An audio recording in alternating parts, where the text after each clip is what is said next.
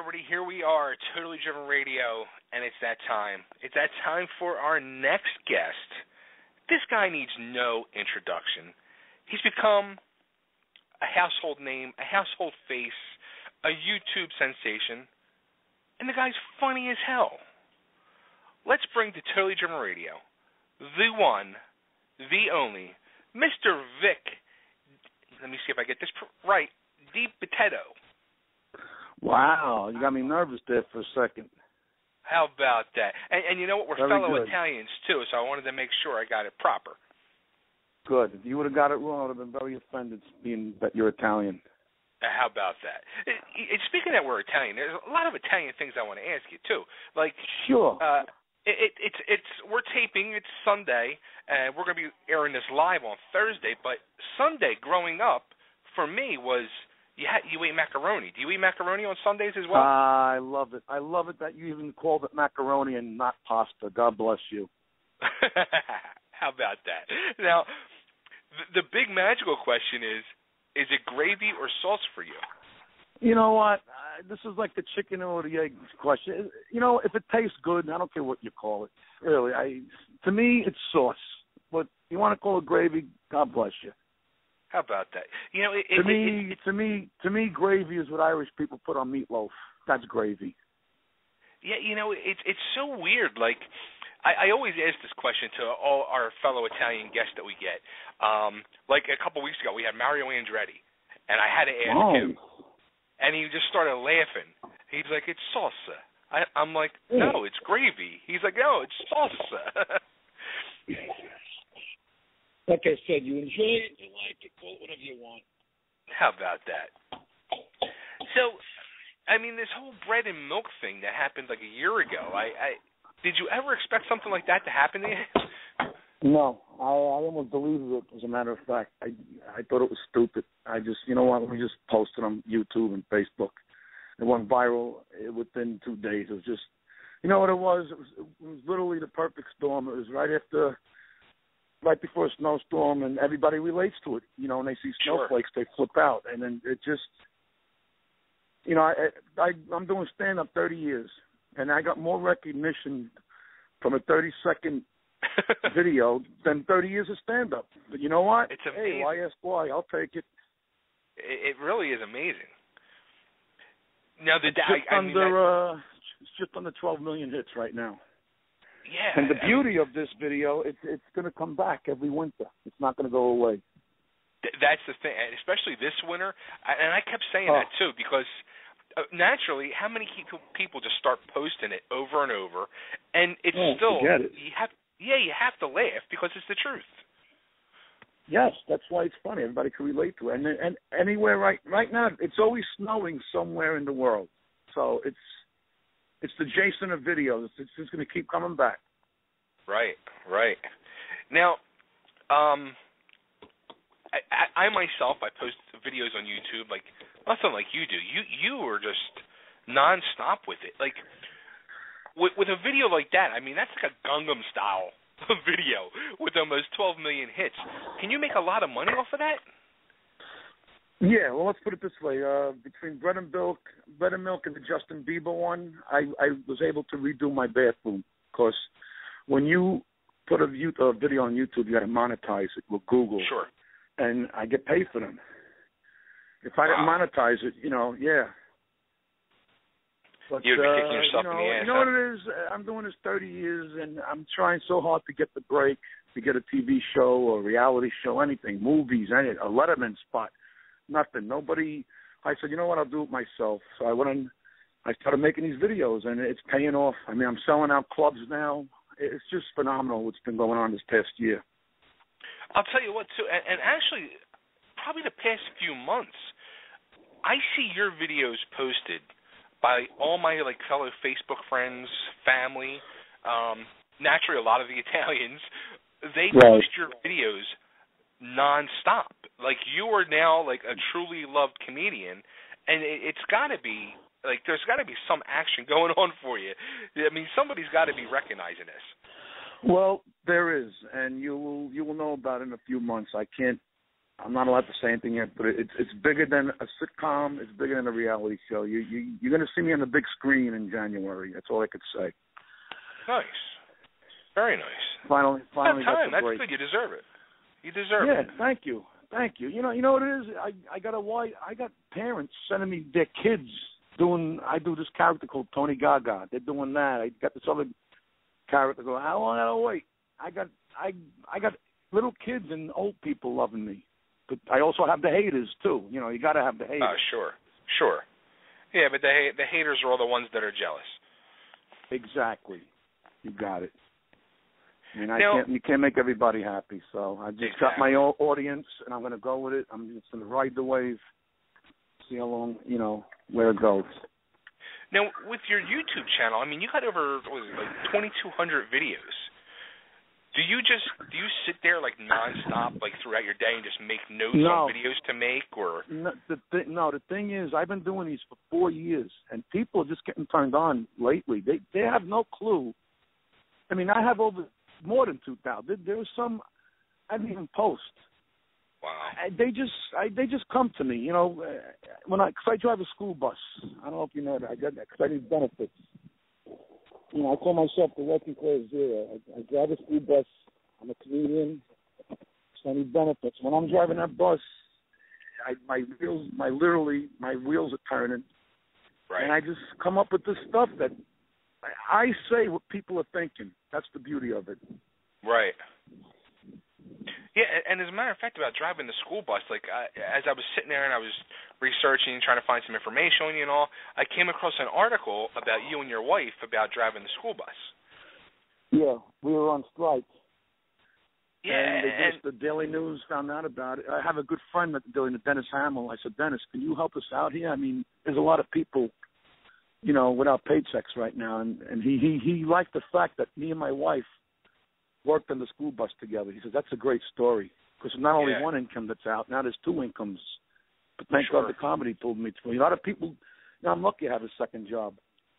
A lot of people are struggling, but thank God we went back to work. And I'm just doing what I got to do, Hopefully somebody will throw me a line, which in January, hopefully this will parlay into something bigger. So that's what I'm counting on right now. Yeah, and how long have you been doing the school bus then? 10 years. Wow. I always had two jobs. I never did comedy full time. I've been working two jobs since 1978 when I graduated high school. I always drove, whether it was a garbage truck, a cement truck, a box truck, dump truck. I always drove too. That's why I call myself the working class zero, the donkey of comedy, But it's finally happening, man. I walk in the street, I'm getting recognized. It's so gratifying. It's just so it's the fruits of my labor finally paying off. That's awesome. But it's got to be tough, though. I mean, especially doing late night shows at a club, and then you're driving home. Then you got to get up early and go drive the school bus. Oh, forget it. When I do the Borgata in Atlantic City, I'm there 3 times a year. I'm there for a week. I go back I live in Manalapan, New Jersey, which is a Monmouth County, Central Jersey. Okay. After my show, I come home, go to sleep. I get home 1 in the morning. Go to sleep, get up 30 in the morning, and I drive the school bus in Staten Island. Oof. Come back, imagine doing that 7 days in a row. And my wife goes to me by the end of the week, why are you so grouchy? Are you kidding me? Oh, boy. I wonder if Jerry Seinfeld ever had to do this, But yeah. I may not be the famous or the most popular, but there's no harder working comic than me. Well, speaking of Seinfeld, I mean, you said you'd like to have a sitcom. Would that be the ultimate goal, or is it the movies that you'd rather be in? Anything on TV. I just want to get on TV. That TV is it hits everybody. I mean, the social media is great, but when you hit TV, it just changes everything. Believe it or not, with all that's going on with me right now, a lot of comedy clubs, they haven't a clue who I am. You're on TV, forget it. They're not at your door. It's just, that's the greatest venue, TV. Anything, reality, but if it's reality, it's going to be good quality reality, not these no talents that, for God knows, I have no idea what this country is thinking. I don't get it, man. I don't know. But and you know what though, like with reality, and I tell like a lot of the reality stars we get on here, I tell them when we talk off the air, I say, look, you know, you got to strike now. Like whatever you're going to do, you got to parlay this into whatever you want to do, and strike now. And 9 out of 10 times they sit on their ass and they think, I'm going to be in the limelight forever, and like with no. You don't hear from them ever again. Yeah, that's right. I mean, a good friend that I started out with, Andrew Dice Clay. He was the MC the first time I went on stage at Pips Comedy Club in Brooklyn, and I mean, he sold out Madison Square Garden in 2 hours. Then people said, "Oh, he died out," and then you turn around, he's in a Woody Allen movie. You know, I mean, it comes in spurts. It doesn't always, sure. You know, it's true. The old accolade, you're going to meet the same people on the way up that you meet on the way down. So you just, right. Like I said, I'm just riding the wave. It humbles me. You know, I'm married. I'm 53. You know, you get these stars that get too much too. I mean, look at Justin Bieber. I mean, he got too much too fast. You know, I'm 50. Rodney Dangerfield didn't make it till his mid-50s. You know, right. So maybe you could be like the new modern day Rodney Dangerfield. I don't mind. A lot of people, right? I've been compared to him. A lot of people call me the everyday working guy, you know, the Ralph Cramden, the Archie Bunker. Hey, I'll take that. Or the modern day Pat Cooper. I've been compared to Pat Cooper. An Italian Sam Kinison because I scream on stage. Hey, call me what you want, whatever makes you happy. Right. Now, you said you started with Dice?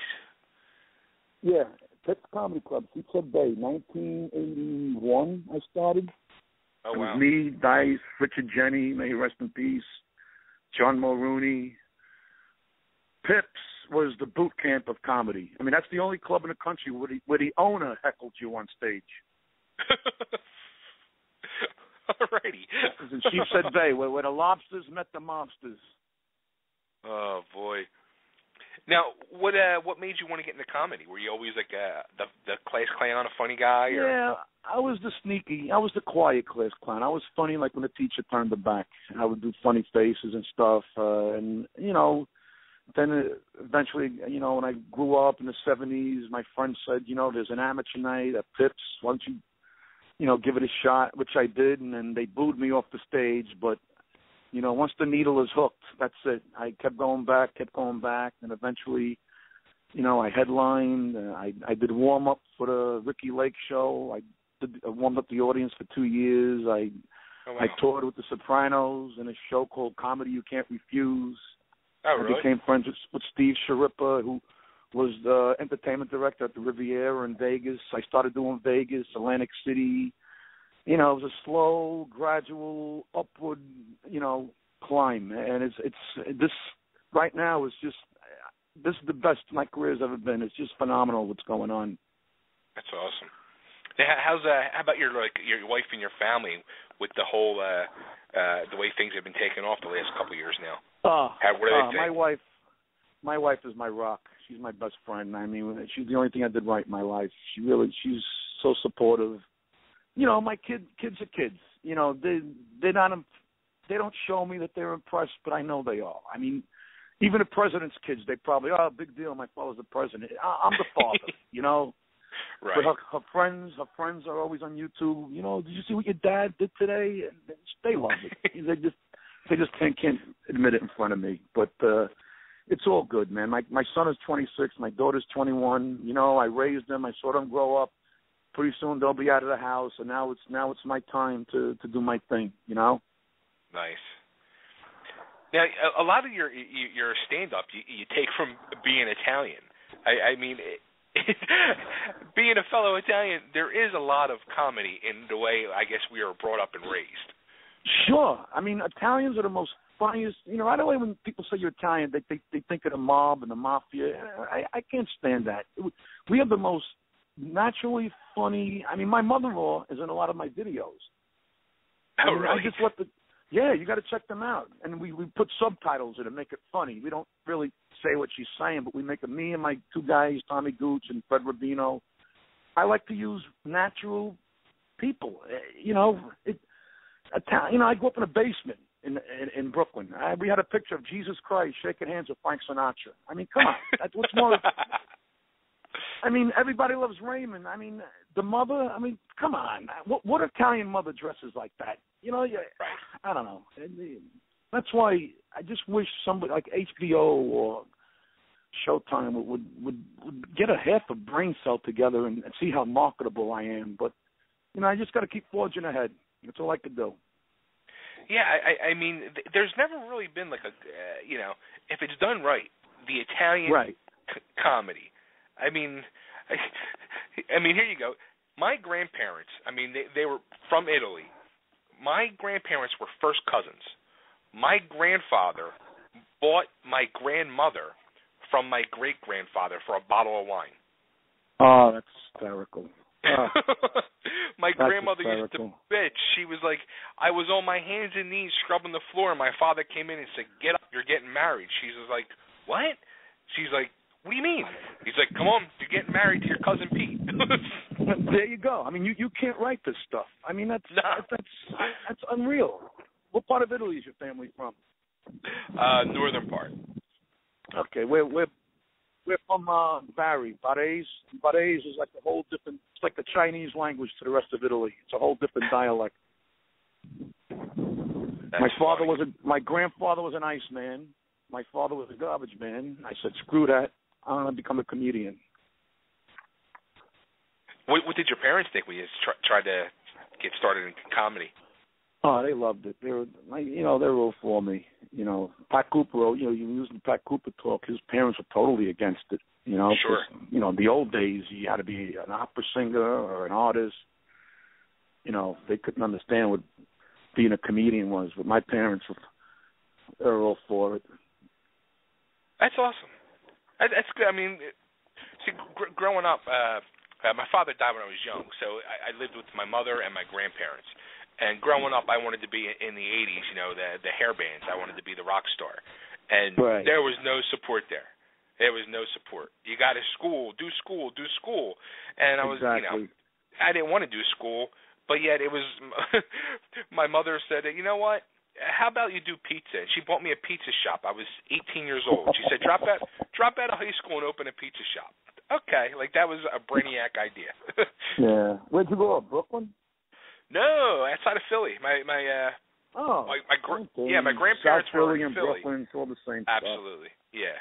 Yeah. Matter of fact, I'm gonna be in Feasterville in July because I got a lot of people on Facebook. When you coming to Philly, we love you. Yeah, that's how we got hooked up because this girl from grade school who is a big fan of yours, she kept asking me, "You got to get Vic on the show. You got to get Vic on the show." I said, "You know what? I reached out to him during the height of Bread and Milk, and I never heard nothing." She's like, "I'm emailing with him. Email him. He'll answer you." I'm like, "All right," and here we are. Nah, I'm just a regular guy. You know, I try to. It's hard to answer everybody individually. I mean, sure. You know, I get people every day. Why don't you delete some idiot and friend me? I don't like. If you're following, there's really no major. I mean, if we're communicating right now, what's the big deal? I mean, what's the difference? Oh, get a fan page for what? It's small maintenance and just follow me. You know, watch my videos. You know, share. Go to my YouTube channel. It just, you know, it's and people. You know, you're on that fine line of being a nice guy and being like, you know, the miserable guy, because people, they don't, you know, I post every day. You go to my website. Here's my dates. Scroll. You got to scroll. You know, like I'm doing Uncle Vinny's in Point Pleasant, New Jersey. They go to me, how do I get tickets for Uncle Vinny's? Call Uncle Vinny's. Are you kidding me? It's amazing. Yeah, like you post the links and all, and it's like, just click the link. It's right there. Then they go to a thread. They answer the thread that's got nothing to do with the thread. I make a funny vignette, you know, about because I do this thing called Ticked Off Vic every Friday morning on the WPOJ, the Todd Show. Okay. And I did the last one. It's every Friday. I did one about IKEA, how you got to build your own furniture. Right. And there's one prop I use. It's my cordless drill gun. The guy, you know, this is comedy gold happening in front of you. And the guy writes, you know, you didn't have the battery in the drill gun. Are you kidding me? You think I don't know that? It's just a prop. Just enjoy the comedy. Oh, boy. But you can't say that. Then, this he's forgetting about the little people. I'm not forgetting about the little people. You're forgetting to watch the frickin' thing. Well, now the Italian's coming out. I'm trying to keep calm. I know it's a radio show. Oh, you can keep... There's no one between me with me. I'm either very quiet or I explode. There's no one between me. You can explode, you can curse, do whatever you want to say. Oh, I didn't know that. That's why I let it out, man. Let it out. No, I'm trying to... people get offended when you curse. There's so much shit happening in this world. That's why Lenny Bruce, even though I never saw him in person, he was my hero. Him and George Carlin. Wow. Yeah. Where is this? Where is your studio? I'm in my basement. How about that? That's all right. I've done these in garages and toll booths. Yeah. Yeah. And how actually, many people you got listening? How many people you have following? We usually average about 1,000 to 1,500 a week. All right. Yeah, so we're getting there. What is it, a podcast? It's a podcast, yeah. Nice. And this week we got, alongside with you, we have Joey Kramer, the drummer of Aerosmith. And we got, were you a fan of Evel Knievel growing up? Yeah. Well, there was a show 2 weeks ago on Discovery Channel. It was a pilot called Heirs to the Dare. And it was 3 daredevils today that are trying to do what Evel Knievel did, who are actually been doing it for years. So last week we had one of the guys on, Henry Reif, and this week we got another guy on, Super Joe Reed, and this guy wants to jump the Snake River Canyon. Yeah, the Evel tried it. What year was that? He didn't make it. 73. I remember that. Oh, those are the days. The 70s, man. That was my time. Saturday Night Fever, Rocky, The Godfather. I mean, the 70s. That was my time. 70. I always tell my wife, I even wish I grew up in the 50s when this country was at its best. Right after World War II. Sometimes I feel like I missed the boat. I don't know if I'm old-fashioned, but that's where I get the comedy from, out of anger, and when I see what's going on in this country, it's like, Jesus. I mean, it's a mess. You can't say nothing without someone getting offended. Just Jesus Christ. Remember All in the Family? Could you imagine if that show came out today? Oh, yeah. Forget it.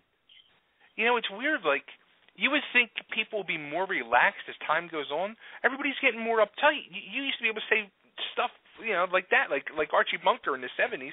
Yeah, you can't say stuff like that no more. Remember you were a kid? Every Friday when I was a kid, I went for Chinks. We used to go for Chinks. You can't say that now. No. It's amazing. Well, I just said it. Who cares? Yeah, who cares? Maybe you have 2 Chinese people out of the whole 1,200. I don't know. Anyway.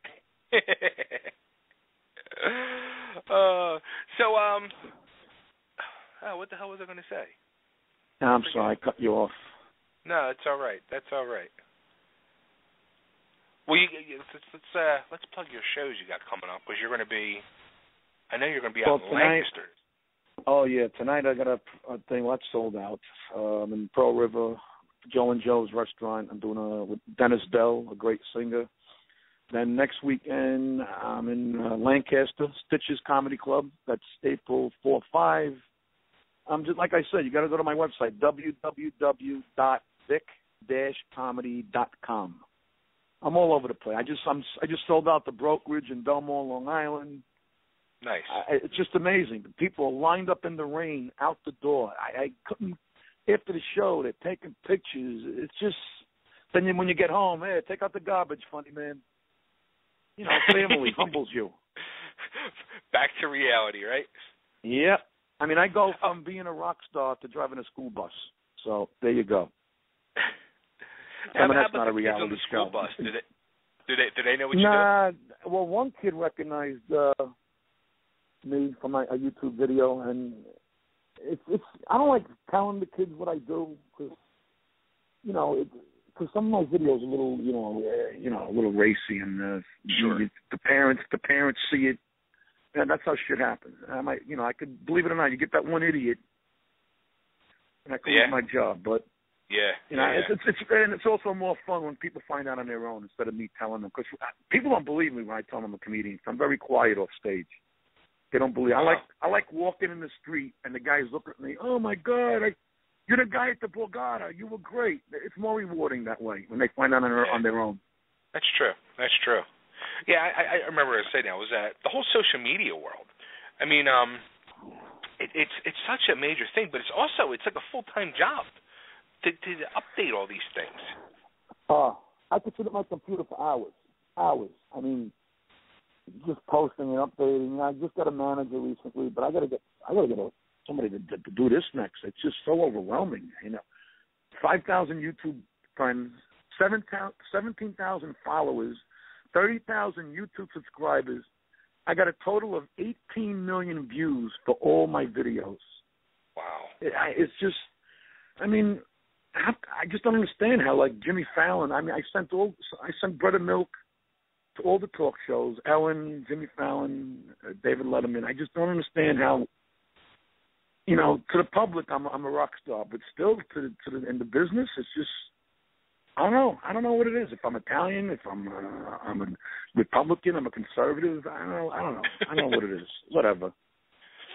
I'm just going to keep forging ahead. Like a Howard Stern. You never been on Stern? No, never been on Stern. And I know Bob Levy. Well, actually, Opie and Anthony, they spoke about. They really plugged me a couple of times. That Bread and Milk they played. Jim Norton plugged me. I was on the Artie Lang show. But Howard Stern now. Wow. Howard Stern now. Interesting. You know what it is? It's not who you know, it's who knows you. Yeah. If you're not on that person's agenda, then forget it. Yeah. You're right. Well, you're on our agenda. I found stuff happened to me in my career when I didn't expect it, or when I didn't pursue it. So, I can't complain. I get paid to make people laugh. I got a beautiful family. I'm healthy. A lot of people say that you got to remember you are a success. So I just want to get up the school bus. That's all I want. I just want to do comedy full time. Because they're getting up at 4:30 after a show the night before. It's just, if I could just devote all my time just solely to comedy, I'd be unstoppable. But I need the benefits. It's the old catch-22. The old catch-22. I say the same thing. Like, I say to myself, if I didn't have my day job, like, I could be a king of entertainment. My friends, but the stupid day job gets in the way of everything. Exactly. And I don't understand the beauty.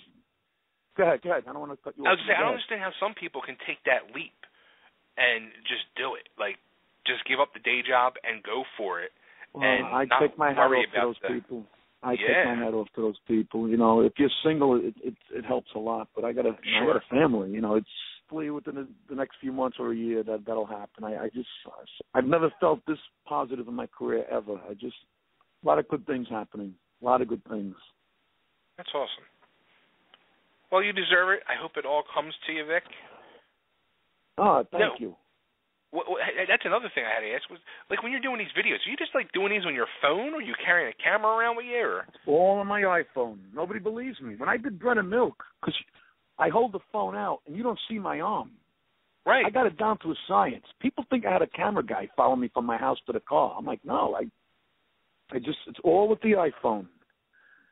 That's the other half of it that people don't realize, the camera work. Not only the funny comedy that you're watching, it's a lot involved with the camera, the way you got to... Yeah. You watch some of my videos, there's some pretty cool camera angles, and it's all me. Sometimes I have, obviously, when you see both my hands in the frame, I have people filming it. But most of them are just me and my iPhone. That's it. That's amazing. Yeah, like I saw one the other day. I don't know if you just put it up as you giving like a tour of your house. Oh, I did a few of those. There's one called Fuck This House. I did like a twist on Bob Vila's This Old House. Right. I go around showing my house, how it's nice to have a nice house, but it's so much work involved, and I'm showing all the things that you got to cut the grass and pressure wash the bricks, and that's the one I saw. I'm like, fuck this, and I walk out of the house. I'm like, fuck this, and I'm walking out of the house, just leaving the house. I kids and my wife took all 3 cars, so I said, fuck this house. I'm just gonna walk like Forrest Gump. That's a favorite. That's a lot of people love that one. There's so many classics. There's just That's why I tell people, you got to go to my YouTube channel. There's hundreds. And when I post one, people say, wow, I just discovered you. I just found out. Where have I been? Where have you been? Believe me, I've been out there. It's amazing. It really is. It's a funny business. It's just a beautiful, unfair, crazy business. Oh, that's great. Yeah, I have a guy that does like a lot of he'll do our voiceover stuff and commercials and stuff for us, and he does everything on his iPhone. That's how he is. He praises that iPhone, and I can't stand with the little screen trying to work stuff, and I need a freaking screen in front of me with a keyboard. I can't deal with a little phone thing. Just to answer my emails, I'm okay with it, but to do all you do and like what he does, nah, I can't do that. Yeah, everybody has their own system, but this iPhone's been a godsend. The iPhone, the social media, Facebook, YouTube, I owe it all to that, man. I mean, like I said, nobody else has helped me out, but I'm doing it all myself. That's it. That's how you got to do it. You count on yourself. That's how I was brought up. I'm very independent. Never in my life did I ever depend on anybody. I always had my own car. I wasn't that person. Can you pick me up? I just hate depending on people. Sure. Wow. Well, everybody, here he is. Vic DiBitetto, the bread and milk guy. Legendary comedian. He's been around 30 years, and if you haven't heard from him, get on your computer and use it the right way. Go on YouTube, search him out. Go on Facebook, search him out. Go on Twitter, search him out. He's not hard to find. Or just go to his website. Or just go to Google. Just Google it. That's all. Someone told me if you go to Google and type in VICD, my name's at the top. It's amazing. I'm like right after Vic Damone, I think. I don't know. Vic, forget about my last name, and I'm not changing it because that's my last name. But it's DiBitetto. DiBitetto. Not the Benedetto, not diabetes, not Geppetto. Just don't use my initials, VD, whatever you do. Yeah, right. Or don't get it. Right. But thank you for the interview, and thank you for all the plugs. Thank you, Vic. I wish you a lot of luck. Thank you. Sound like a real stand-up guy. I try. It's the Italian in me. Good luck. My mother or my grandparents would have beat my ass. You too. There you go. And when you make that big announcement, come back and fill us in and let us know. Oh, you'll know about it. And things are going to be so nuts. Just remind me. All right. I will. I will definitely talk to you again. There's no ego here. I mean, what you see is what you get. Good. And when you come down to Philly, July, Feasterville, we'll be there. July 11th, the Buck Hotel, Feasterville. I'm there. And we'll go to Gino's or Pat's, whatever you think is better. We'll go to Tony Luke's. Tony Luke's been on our show. We got to represent. All right. You got it. All right. I want to run up the stairs and then do the Rocky thing. Nice. All right. Listen, my macaroni. All right, Vic, go enjoy your macaroni. Absolutely. God Take bless. care, my friend. You too. Bye. Bye. All right, everybody. There he goes, Vic DiBitetto. Check him out. Look for him on Facebook, Twitter. You got to subscribe to him on YouTube because he's putting videos up every freaking day. You'll laugh your ass off.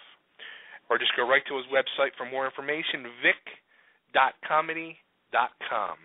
You'll get all his dates and everything else. Every weekend, he's doing shows. Usually Wednesday through Sunday. I don't know how he does it. Drives a bus during the day, doing stand-up at night.